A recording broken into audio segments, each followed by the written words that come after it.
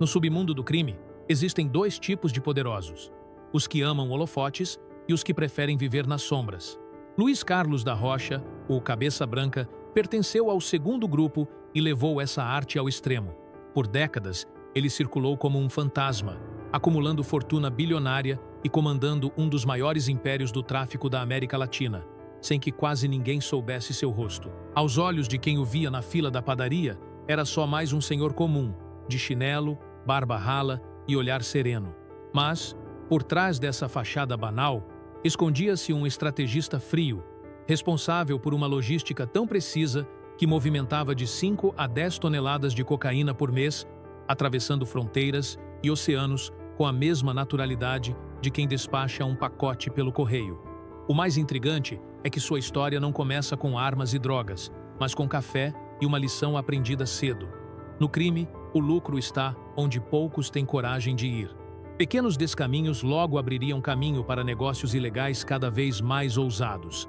E, mesmo nos seus primeiros passos, já havia sinais de que aquele jovem reservado estava disposto a desafiar a lei de forma calculada e implacável. Esta é a trajetória de um homem que enganou a polícia por quase 30 anos, transformou o tráfico em empresa e se tornou a própria definição de poder invisível. Luiz Carlos da Rocha nasceu em 11 de julho de 1959, na pequena cidade de Uraí, interior do Paraná. Sétimo filho de uma família com 10 irmãos, cresceu em meio à simplicidade e ao trabalho duro. Seu pai, Paulo Bernardo da Rocha, era motorista e tratorista, o que fazia a família mudar de cidade com frequência. Em 1966, fixaram residência em Londrina, onde o cenário do café começava a transformar vidas. O Sr. Paulo abriu um pequeno escritório de compra e venda de grãos, negociando com produtores e revendendo para exportadores.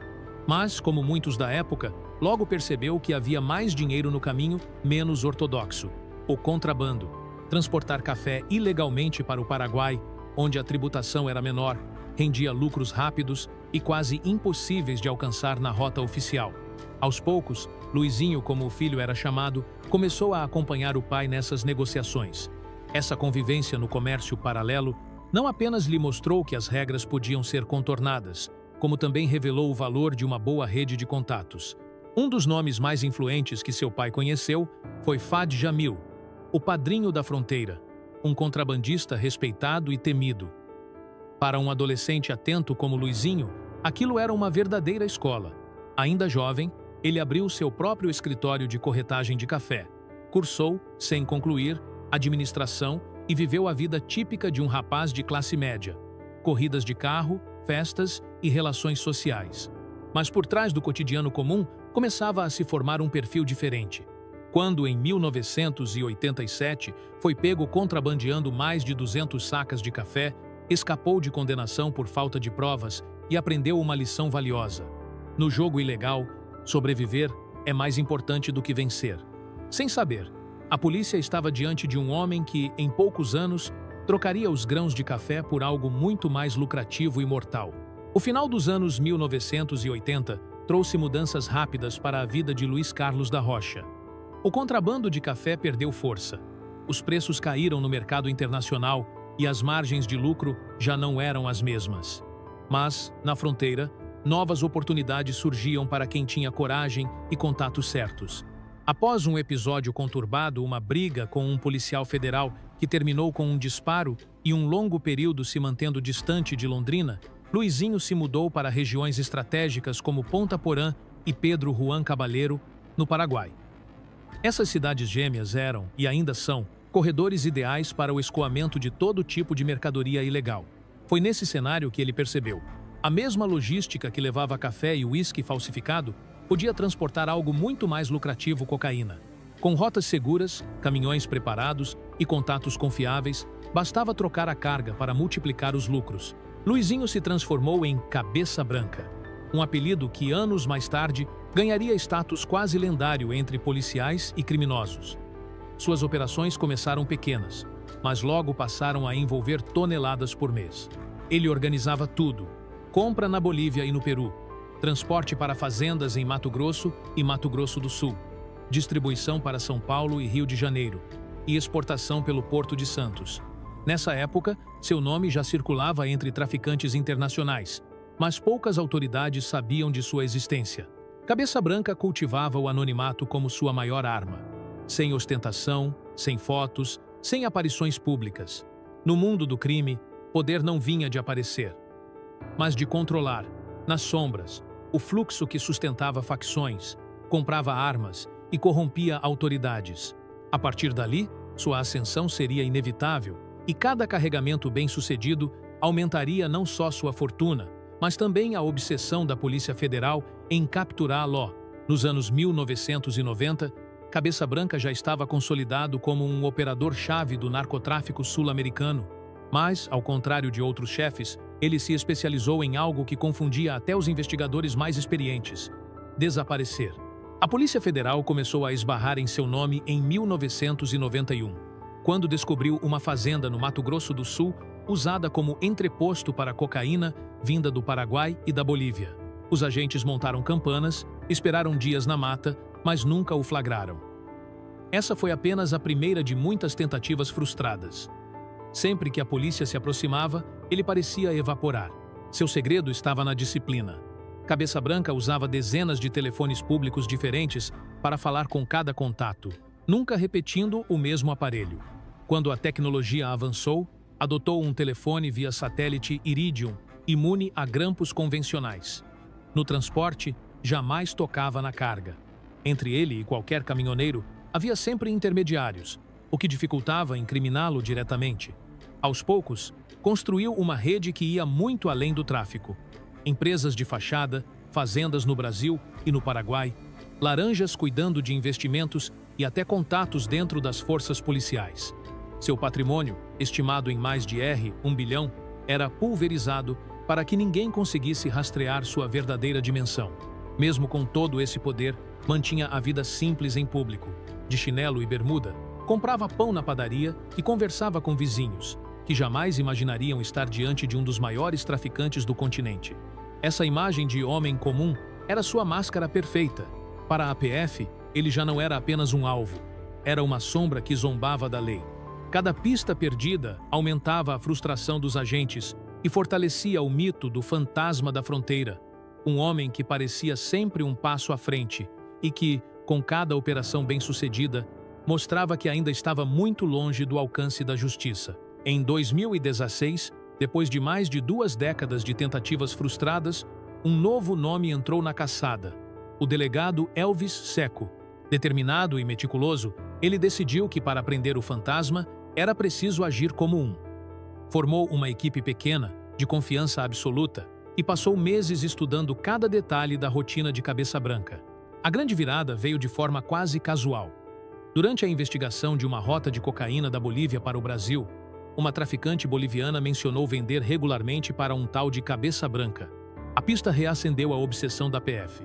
Com inteligência e paciência, os agentes quebraram o circuito fechado de comunicação que ele usava, interceptando chamadas que ligavam diretamente o chefe a caminhoneiros, algo impensável para um homem tão cuidadoso.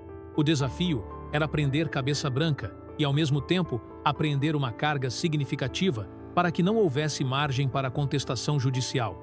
Se a droga fosse interceptada antes, ele sumiria de novo. Se fosse preso sem a carga, um bom advogado o colocaria na rua rapidamente. Dias de campana levaram os policiais a um endereço em Sorriso, no Mato Grosso. Eles sabiam que ele estava lá, mas não podiam errar. Ao mesmo tempo, 2 carretas carregadas com mais de 1 tonelada de cocaína desciam em rotas diferentes rumo a São Paulo. Era preciso sincronizar tudo. Na manhã de 1º de julho de 2017, a oportunidade apareceu. Cabeça Branca deixou sua casa de chinelo, bermuda e camisa simples, acompanhado da esposa e do filho, e foi até uma padaria. Quando colocou os pés no chão, os agentes confirmaram visualmente o alvo. A ordem veio de Elvis Secco, que estava em Curitiba monitorando tudo. Pode pegar. A prisão foi rápida e sem resistência. No mesmo instante, as equipes interceptaram os caminhões, garantindo a prova material e fechando a operação. Depois de mais de 20 anos, o homem sem rosto finalmente tinha um nome, um rosto e algemas nos pulsos. Quando o tio de chinelo caiu na padaria, desabou junto um castelo erguido tijolo a tijolo, longe dos holofotes. A contabilidade apreendida mostrava o que a rua já sussurrava. Cabeça Branca não era um operador qualquer. Era um empresário do crime, com planilhas, metas, margens e redundâncias. A engrenagem tinha fazendas para pouso de monomotores, armazéns discretos no interior, rotas alternativas por estradas vicinais, oficinas de funilaria que trocavam chassis e placas, além de um circuito de doleiros que transformava cocaína em dólares limpos. Em volta, um cinturão de empresas de fachada, comércio de rolamentos, pecuária, transporte que davam lastro fiscal e legitimavam patrimônio. O método era simples de explicar e difícil de quebrar. Ele comprava lotes diretamente de produtores bolivianos e colombianos. Pulverizava a carga em duplas de caminhões com itinerários e horários desencontrados, e mantinha casas-pulmão no noroeste paulista, onde a mercadoria respirava por dias, antes de seguir para portos ou grandes centros. Nada de ostentação, nada de rádio ligado alto, nada de carros chamativos. O luxo de Cabeça Branca era o silêncio. Até mesmo as conversas eram calibradas, apelidos trocados com frequência, recados por terceiros, telefones via satélite quando o clima esquentava. Por isso a PF o chamava de espectro. Quando a mão chegava, ele já não estava. O patrimônio estimado em mais de R$1 bilhão não apareceu de um dia para o outro. Foi se empilhando em cabeças de gado, escrituras rurais, apartamentos comprados no nome de laranjas, dinheiro enterrado, literalmente, em propriedades no Paraguai, além de participações cruzadas em firmas que só existiam no papel. A diferença para outros chefes era a política. Ele preferia a prata ao plomo, negociava, compunha, pagava caro por informações e evitava conflitos que acendessem as manchetes. Quem viu diz que, em reuniões, falava baixo e anotava tudo um gestor de riscos antes de ser um pistoleiro. A prisão quebrou a magia. Com a operação sincronizada, prisão do chefe e apreensão de cargas no mesmo dia, a narrativa de equívoco não se sustentou. Vieram as condenações em série: organização criminosa, tráfico internacional, lavagem, transferido para o sistema federal, conheceu a rotina que ele sempre temeu. Cela de 6 metros quadrados, 2 horas de sol. Conversa com familiares só no parlatório. Através de vidro, o cabelo, antes tingido para disfarçar, embranqueceu. O rosto, que já foi refeito em cirurgias discretas, assumiu as marcas do tempo. Mesmo atrás das grades, tentou jogar com as poucas cartas que restavam. Leitura para remissão de pena. Postura colaborativa nos interrogatórios. Cansei dessa vida, diria. Pedido de transferência aqui. Recurso acolá. Mas não havia como voltar à sombra. O fantasma tinha corpo, processos e uma biografia decifrada. Do lado de fora, sua prisão redesenhou a cadeia logística. Fornecedores buscaram novos financeiros, doleiros migraram, rotas foram revezadas por facções que aprenderam com ele a profissionalizar o crime. A lição final de Cabeça Branca não foi a audácia, foi o método. E é justamente por isso que sua queda pesa. Quando o maior cuidador do silêncio é capturado, toda a engrenagem faz barulho. Durante décadas, Luiz Carlos da Rocha viveu na penumbra não como sombra de alguém, mas como um fantasma que ditava regras invisíveis. Cabeça Branca construiu um império que atravessava fronteiras e instituições, mas sempre se manteve à margem da atenção pública. Sua prisão, em 2017, foi mais que um triunfo da Polícia Federal. Foi a primeira vez que o país viu o rosto do homem que movimentava toneladas de cocaína por mês e lavava cifras bilionárias sem precisar de exércitos armados nas ruas. No sistema prisional federal, o antigo espectro se tornou um detento numerado, privado do conforto do anonimato. O homem que calculava cada rota e cada conversa agora conta dias e páginas lidas para reduzir a pena. Para investigadores, seu caso é aula de logística criminal. Para o crime organizado, é advertência. Até o silêncio pode ser rastreado. Mas a história de Cabeça Branca deixa uma pergunta no ar, talvez incômoda para quem gosta de pensar que todo jogo tem um fim. Quantos outros homens sem rosto ainda operam no Brasil, invisíveis aos nossos olhos, esperando o momento de sumir antes que a luz os alcance?